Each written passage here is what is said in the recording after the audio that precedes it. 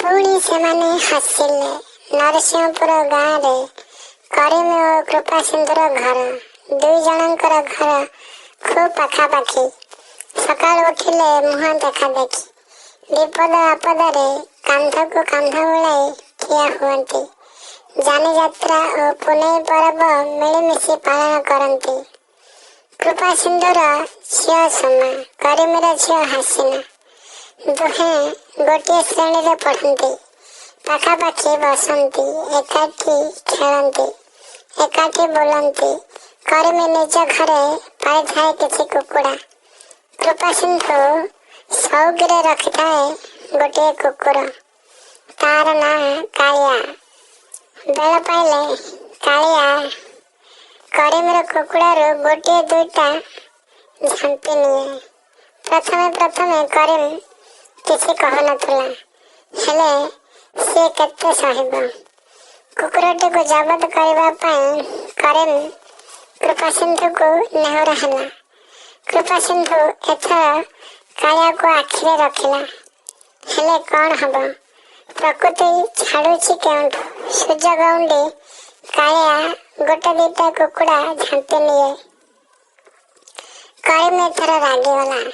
कुकुर को पानी देबा बोली छकी रहिला।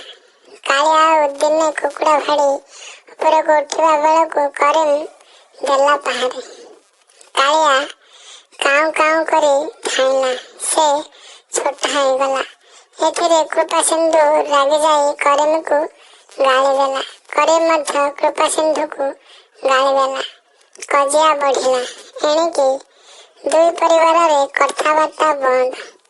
हासिना संगरे मिशिबा को कृपा सिंधु सोमा को मना करदेला। सोमा और हासिना भितरे मिलामिशा कथाबार्ता बंद होइगला। एथिरे सेमानक मन भारी दुख।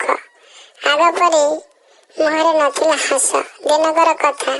खेल छुट्टी रे विद्यालय पछ पाखरे नई कूଳରେ हासिना बुलुची। हठात धप करी गोटे शब्द हला।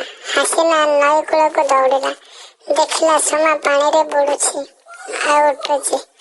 हासिना हल्का सुखीगला। हठात ता आखिरे पड़िला बरगछरे माड़िछि शियाली लटा।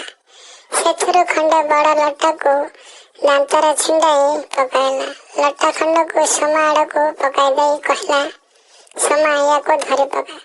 सोमा लटाटी को जोर करी धरिला। हासिना लटाटी को कूल आड़को टाइला। मछली दौड़ी आस कही हासिना पार्टी करुଥାଏ। हासिनार पार्टी शुणी केते जण पिलांक सह गुरुजी सेठाको दौड़ी आसिले।